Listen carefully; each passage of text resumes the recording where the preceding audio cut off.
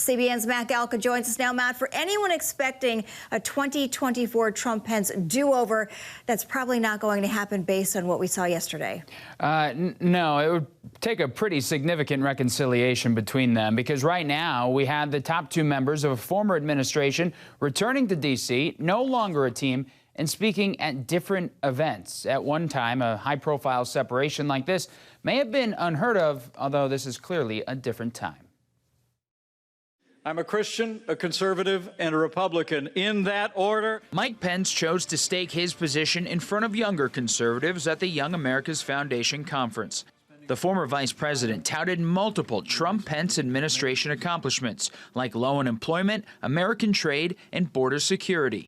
But he also made a point of differentiation with his former boss by frequently mentioning the future and road ahead for his party rather than dwelling on the past. Pence barely touched on January 6th and a highly publicized split with Donald Trump, although a student brought the subject front and center with a pointed question after the speech. So I don't know that our movement is that divided.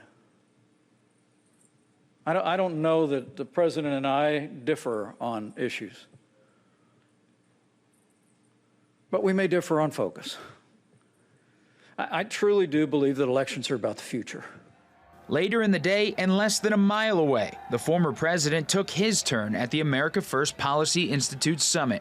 Trump talked about a bleak America under the dark cloud of growing violence nationwide. Our country is in a condition on crime that we've never seen before. Then he went into familiar claims about the 2020 election, while hinting at another run for the White House. If I renounced my beliefs, if I agreed to stay silent, if I stayed at home and just took it easy, the persecution of Donald Trump would stop immediately.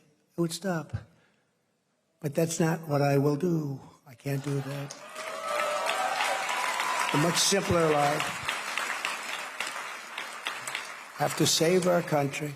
The clear divide between Trump and Pence and who should vie for the White House in 2024 is the so-called elephant in the room. But many Republicans are not yet ready to commit to a candidate.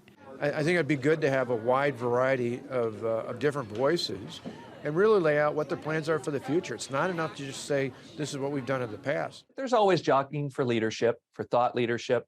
And that's what we're so encouraged by, is to see these office holders, some former office holders, stepping forward with a positive agenda to address the economic problems that we have and the cultural problems. While the deciding factor could end up being one of the future versus the past, analysts believe it's still Trump's party. For voters who Trump is their guy and they like him, Pence is essentially a traitor because of January 6th and what he did or did not do on that day. I think it's difficult for Pence to get there. One point both Trump and Pence seemingly agree on is Republicans taking control of Congress in November midterms, although they have endorsed rival candidates in certain races.